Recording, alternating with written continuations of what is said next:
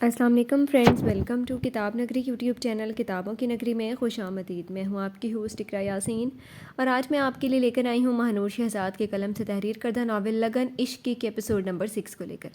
اس episode کو start کرنے سے پہلے آپ جلدی سے کر لیجئے ہمارے چینل کو سبسکرائب، ویڈیو کو لائک اور کلک کر لیجئے بیل آئکن کو۔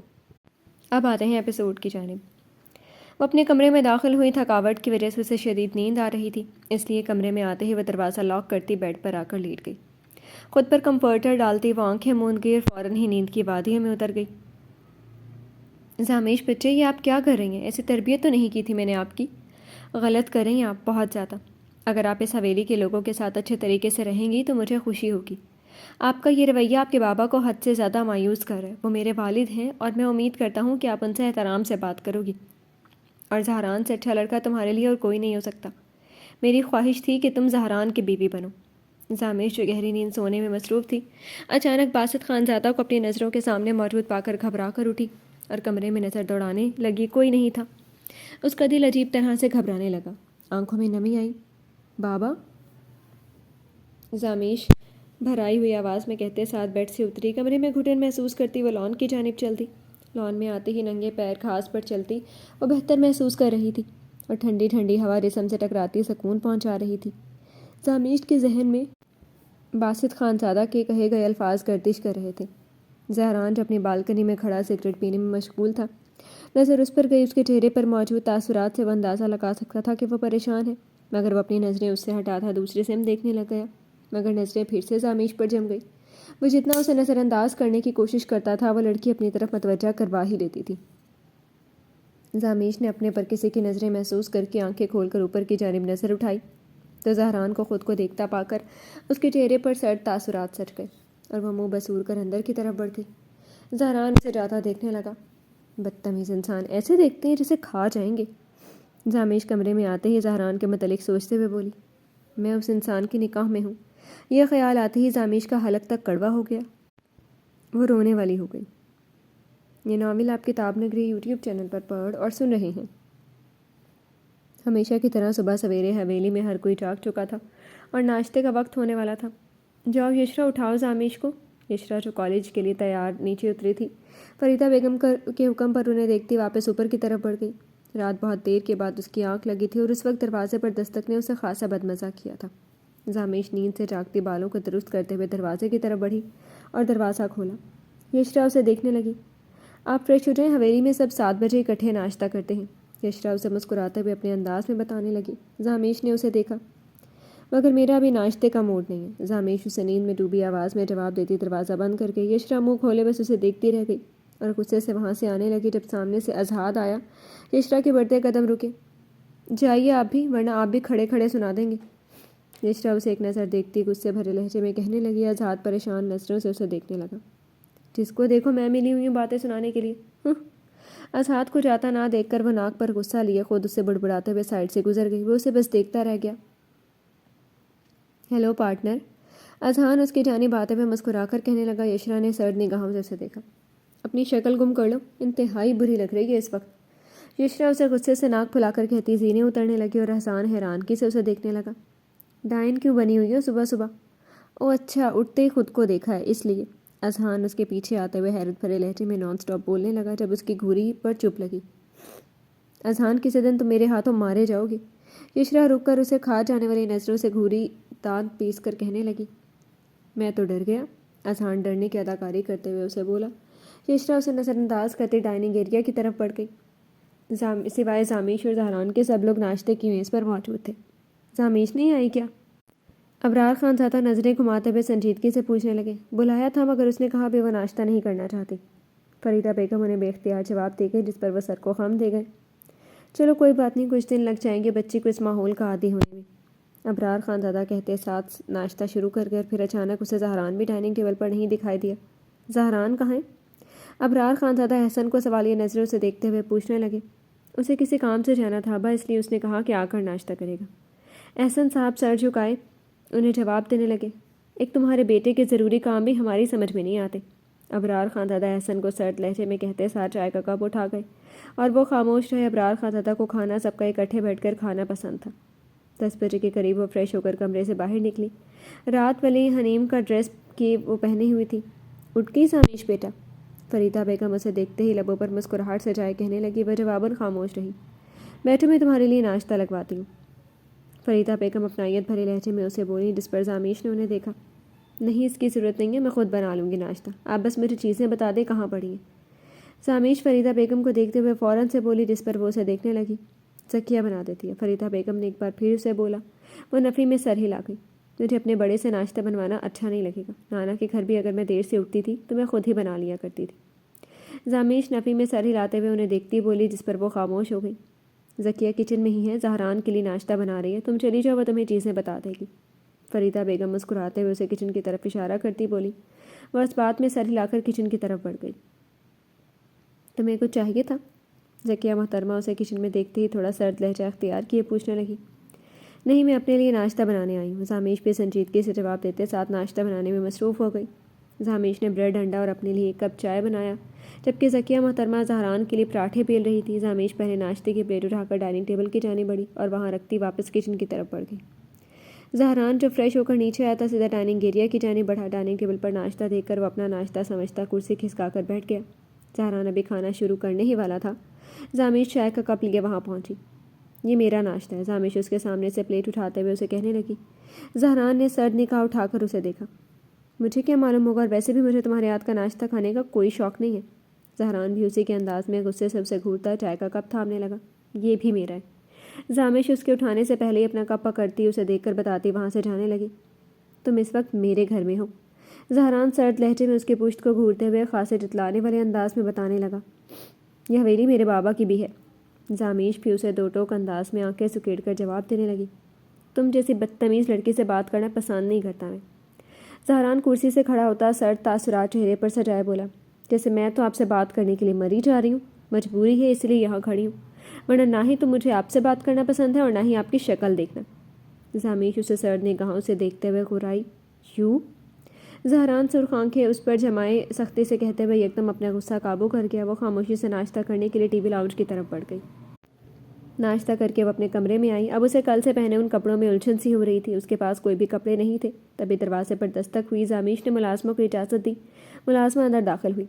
बाजी के ज़हरान साहब ने आपके लिए भिजवाए। मुलाजमा उसके सामने शॉपिंग बैग्स करते हुए कहने लगी। इस पर वो परेशान सी शॉपिंग बैग्स को देखने लगी। ये क्या है? वो उनमें झांकते हुए लहजे में पूछते हुए परेशानी लिए पूछने लगी। कपड़े हैं। मुलाजमा ने उसे फ़ौरन जवाब दिया। सामिश ने उसे देखा। नज़र आ रहे हैं मुझे कपड़े हैं। अच्छा तुम जाओ। सामिश उसके हाथ से बैग्स लेते हुए कहने लगी, जिस पर मुलाजमा खामोशी से चली गई और वह चेहरे पर गुस्सा सजाए बैग्स लेती ज़हरान के कमरे की जाने बढ़ी। ये क्या है? दरवाज़ा खुला देखकर वह अंदर दाखिल होती उससे संजीदगी से पूछने लगी। कपड़े हैं। ज़हरान कंधे उचकाता अजली बेनियाजी से जवाब दिया। क्यों लाए हैं? सामिश उसे सवाल की नज़रों से घूरते हुए पूछने लगी। तुम्हारे पास कपड़े नहीं थे इसलिए। ज़हरान लापरवाही से उसे देखते हुए जवाब देने लगा। मुझे ये नहीं, मेरे कपड़े चाहिए। ड्राइवर को नाना के घर भेजे और मेरे कपड़े मंगवाए। सामिश चबाते हुए सीने पर बाजू बांध कर कहने लगी। ये गांव है, हमारी बहुत इज्जत है और हमारे घर की लड़कियां वैसे कपड़े नहीं पहनती जैसे तुम पहनती हो।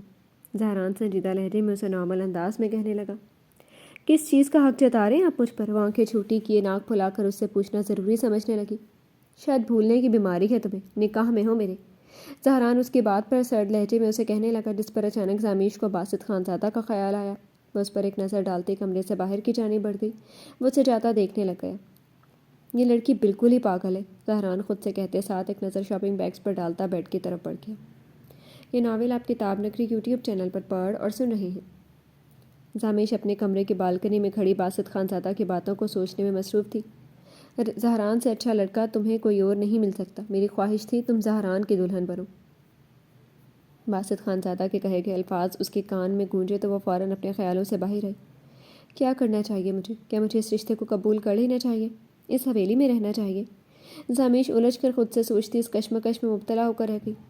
उफ सामिश, 1 महीने की तो बात है, तुम इस माहौल में नहीं एडजस्ट कर सकोगी, दादाजी खुद ही छोड़ाएंगे तुम्हें। सामिश अपनी सोचों को झटकते हुए फैसला करती थोड़ी मुतमईन हूँ, लेकिन जब तक मैं यहाँ हूँ मैं अच्छे से रहने की कोशिश तो कर सकती हूँ। सामिश मुस्कुरा कर कहते साथ इस बात में सर हिला के और कमरे से बाहर की तरफ बढ़ी। उसकी नज़र यशरा पर गई। यशरा? सामिश उसे देखते ही फ़ौरन से पुकारने लगी। यशरा ने उसे देखा। سوری صبح کے لیے، میں نیند میں تھی۔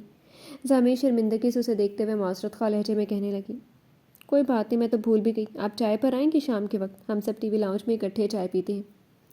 یشرا دوستانہ انداز میں اس سے پوچھنے لگی۔ زامش نے مسکرا کر اسے دیکھا۔ زامش اس بات میں سر ہلا کر وہ دونوں نیچے کی طرف پڑ گئے۔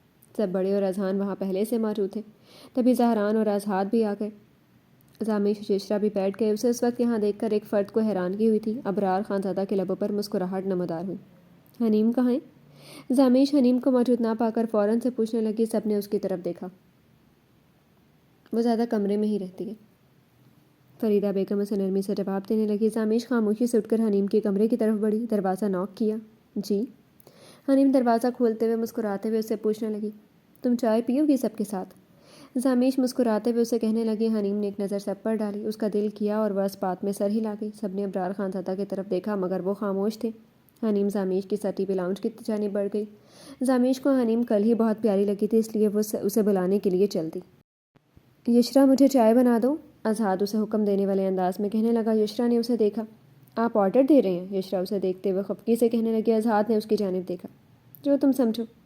اذہان لاپرواہی سے کندھے اچکا کر اسے بولا، جس پر وہ آنکھیں چھوٹی کیے اسے دیکھتی مجبوراً اس کی چائے بنانے لگی۔ چائے بناتے ہی پلیٹ میں کپ رکھتی اسے دینے لگی۔ جب اذہان کا یشرا کے ہاتھ سے ہاتھ چھوا اور اسے کرنٹ سا لگا، کپ ان بیلنس ہوا اور گرم چائے اذہان پر گر گئی۔ یشرا کا منہ کھلا کا کھلا رہ گیا۔ بے وقوف لڑکی، دھیان کہاں تھا؟ اذہان غصے سے اسے جھڑکتے ہوئے کہنے لگا۔ سب لوگ اس کی طرف متوجہ ہوئے۔ سوری، میں نے جان کر۔ یشرا گھبراتے ہوئے دھیمے لہجے میں شرمندہ سے کہنے لگی، تم کوئی بھی کام جان کر نہیں کرتی ہو، ایڈیٹ۔ اذہان انتہائی سرد لہجے میں اسے بولتا یشرا کی آنکھ نم کر گیا۔ وہ خاموشی سے اوپر کی جانب بڑھ گیا۔ اذہان، یہ کیا طریقہ تھا؟ بچی ہے وہ۔ منظور صاحب اسے سنجیدگی سے ڈانٹ کر بولے۔ اذہان نے انہیں دیکھا۔ مجھے غصہ آ گیا بس۔ اذہان خود کو نارمل کرتے ہوئے دھیمے لہجے میں کہنے لگے، بدتمیزی کہتے ہیں اسے، معافی مانگ رہی تھی وہ تم سے، شیم آن یو۔ تمہیں معلوم ہی نہیں ہے لڑکی سے بات کیسے کرتے ہیں؟ منظور صاحب اونچی آواز میں اسے جھڑک کر وہاں سے اٹھ کر چلے گئے۔ اذہان کو شرمندگی سی محسوس ہوئی، وہ بھی خاموشی سے وہاں سے چلا گیا۔ زامش خاموشی سے سارا منظر دیکھ رہی تھی۔ اسے منظور صاحب کا اذہان کو ڈانٹنا بالکل ٹھیک لگا۔ وہ اس کی بہن یا بیوی نہیں تھی جو وہ اس سے اتنی بدتمیزی سے بات کر رہا تھا۔ مجھے چائے بنا کر دو۔ زہران کی غسیلی بھاری آواز کانوں سے ٹکراتے اس کا دھیان اس طرف گیا جو لاپرواہ سا بیٹھا بسکٹ کھا رہا تھا۔ سب لوگ چلے گئے اور آپ کو چائے چاہیے؟ زامش غصے سے منہ بنا کر اسے کہنے لگی۔ زہران نے اسے دیکھا۔ میری وجہ سے تو نہیں گئے، نہ میں نے کچھ کیا۔ زہران کندھے اچکا کر اسے بے فکر سا جواب دینے لگا۔ وہ بس اسے دیکھتی رہ گئی۔ آپ کی بہن رو کر گئی ہے، کوئی فکر ہی نہیں ہے، بے حس انسان۔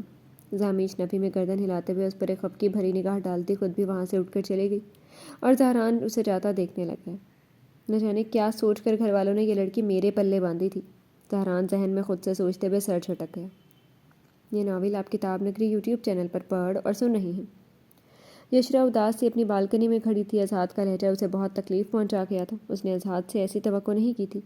اذہان لان میں ٹہلتے ہوئے یشرا کے متعلق سوچ رہا تھا۔ اسے واقعی میں گلٹ محسوس ہو رہا تھا۔ اذہان بھائی، آپ کی چائے۔ حنیم چائے لیے اس کے پاس آتے ہوئے مدھم لہجے میں کہنے لگی۔ یشرا جو اپنی سوچوں میں گم تھی ان دونوں پر نظر گئی۔ اسے اس وقت حنیم حد سے زیادہ بری لگی۔ صرف میری شکل دیکھ کر انہیں غصہ آ جاتا ہے، یشرا دل میں خود سے منہ بسور کر کہتے ساتھ نظریں پھیر گئی۔ میرا دل نہیں ہے، اذہان اسے دیکھتے ہوئے سنجیدگی سے کہنے لگا۔ مجھے معلوم ہے آپ کو اس وقت ضرورت ہے چائے کی۔ حنیم ٹیبل پر چائے کا کپ رکھتے ہوئے مسکرا کر بولی۔ اذہان نے اسے دیکھا۔ تمہیں لگ رہا ہے میں نے غلط کیا گڑیا؟ اذہان اسے نرم لہجے میں سوال کرنے لگا، جس پر حنیم نے اسے دیکھا۔